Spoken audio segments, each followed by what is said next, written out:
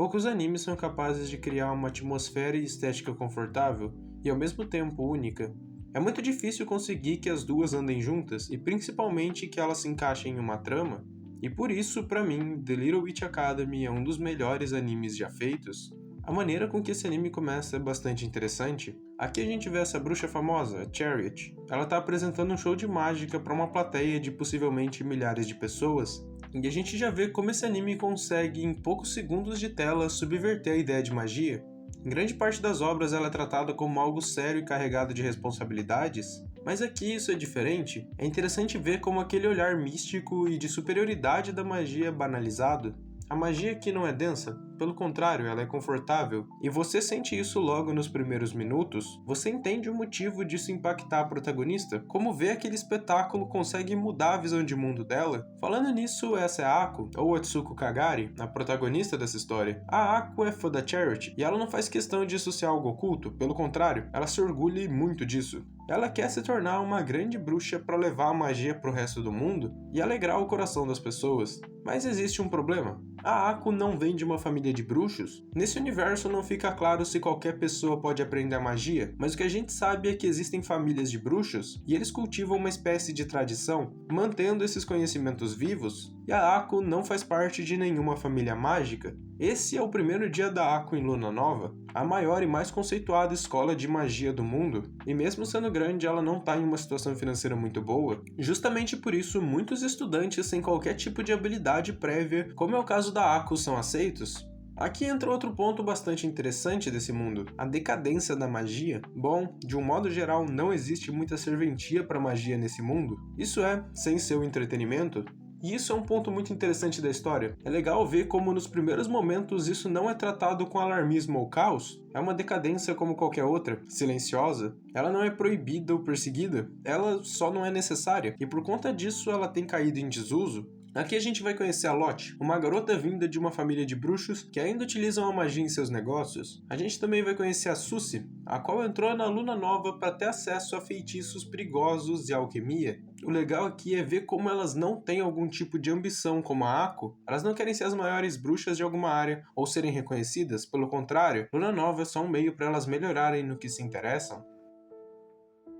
E conforme a história passa, a gente vai conhecendo as personagens e vendo como, muitas vezes, o que realmente importa são os pequenos momentos.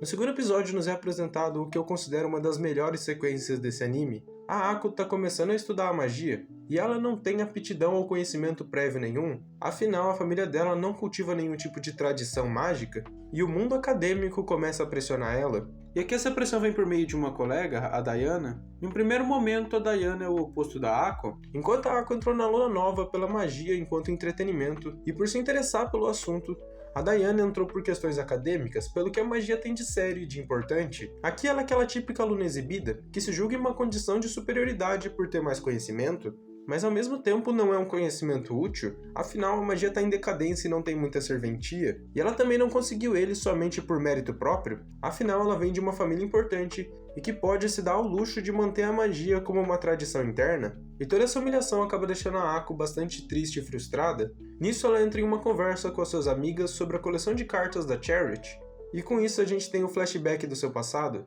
E o que é interessante aqui é ver como o passado da Ako não é triste. Diferente de muitos animes, aqui a protagonista não teve um passado triste ou uma história frustrante. Ela gosta daquelas cartas da Chariot não como uma forma de escapismo da realidade, ela simplesmente gosta por gostar. Ela acha aquelas cartas bonitas e os assuntos que elas tratam interessantes, e aqui isso é o suficiente para ela. Aqui a gente vê como o simples fato de achar aquelas cartas bonitas e se interessar por elas criam momentos muito bons na vida dela, como quando ela estava com a sua mãe vendo as cartas em uma vitrine durante o Natal. E é justamente isso que esse anime consegue fazer de melhor, demonstrar como muitas vezes algo que deveria ser pesado na realidade não é tanto assim, e como as coisas ditas como úteis muitas vezes não são tão importantes quanto parecem. Dentro de Luna Nova, Chariot é tratada como uma persona não grata, afinal ela utiliza a magia como entretenimento, não com a devida seriedade a qual ela merece, mas ao mesmo tempo essa seriedade da magia não significa muita coisa, afinal ela está sendo substituída pela tecnologia, e esse é o debate que vai perpassar toda a obra. Na visão das bruxas, a magia tem que ser tratada com seriedade, afinal ela é algo muito importante e útil, então ela deve ser preservada, mas ao mesmo tempo ela está sendo esquecida justamente por não ser utilizada pelas pessoas. E aqui entra outra questão bastante interessante dessa obra, que é como a hipervalorização de temas que não são importantes podem levar a problemas realmente sérios. Na segunda temporada a gente tem a introdução da professora Croix, a qual tem um plano de revitalizar a magia, e na visão dela é totalmente válido provocar tumulto e ódio para conseguir isso. O que ironicamente é bastante semelhante com muitas coisas que vemos nos dias atuais, com pessoas hipervalorizando coisas que na realidade não são tão importantes. E voltando à questão como essa obra consegue valorizar os pequenos momentos e demonstrar como eles são realmente interessantes, um dos meus episódios favoritos é o quarto da primeira temporada. Nele a gente conhece um pouco mais sobre a Lottie. Ela é fascinada por A Noite Cai, uma franquia de livros com inúmeros títulos. A Noite Cai é um nome bem curioso. Pelo menos em mim, ele desperta um sentimento e uma ideia. Aquele momento do dia onde o sol ainda ilumina o céu, mas as luzes da cidade já estão acesas. Por algum motivo isso me lembra as luzes amarelas das casas, e isso consegue despertar algum tipo de conforto. De qualquer forma, nesse anime, essa é uma franquia de romances bastante famosa. Quando pequena, a Lottie sofria bullying, e esses livros foram um refúgio para ela. O ponto central desse episódio é a autora do livro. Na realidade, a autoria do livro é um legado. Ela é passada de autor em autor com o tempo, e a autora atual, a Annabelle, está insatisfeita justamente com a recepção do seu trabalho pelo público, o que faz com que ela queira desistir de ser autora do livro, optando por passar o cargo para outra pessoa, alguém que, em teoria, conheceria mais a obra que ela. É legal ver como as coisas pequenas, como uma franquia de livros, que aparentemente não parecem ter muito valor literário, conseguem ter valor para as pessoas. Eles não têm nenhum tipo de ideia realmente interessante, o único motivo para alguém ler eles é o entretenimento e a curiosidade, mas mesmo assim, essa obra tem importância para as pessoas. Ela consegue trazer conforto e despertar coisas boas.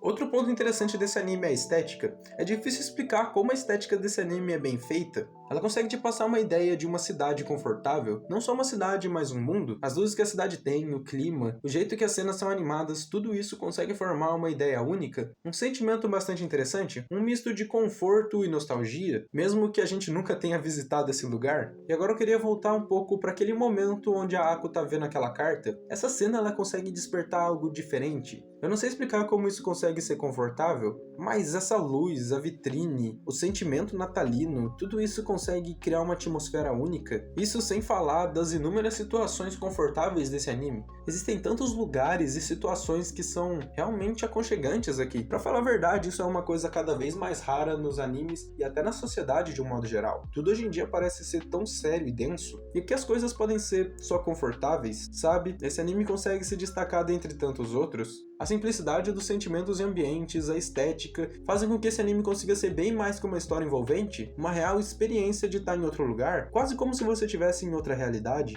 Tudo aqui parece ser bem pensado e estruturado. Em um mundo como o nosso, onde as coisas parecem ser cada vez mais sérias, um anime onde as pessoas simplesmente ficam confortáveis e fazem coisas que gostam é algo realmente especial. Esse é com certeza um dos melhores animes já feitos, pelo menos na minha opinião. E bom, da próxima vez que você for ver um anime, que tal você se concentrar um pouco mais nesse tipo de sentimento, nas coisas confortáveis e boas que ele tem para trazer, e quem sabe, aproveitando mais a inutilidade e a simplicidade das coisas, você consiga se sentir melhor do que enxergando sentido e utilidade em tanta coisa que o mundo tem a oferecer.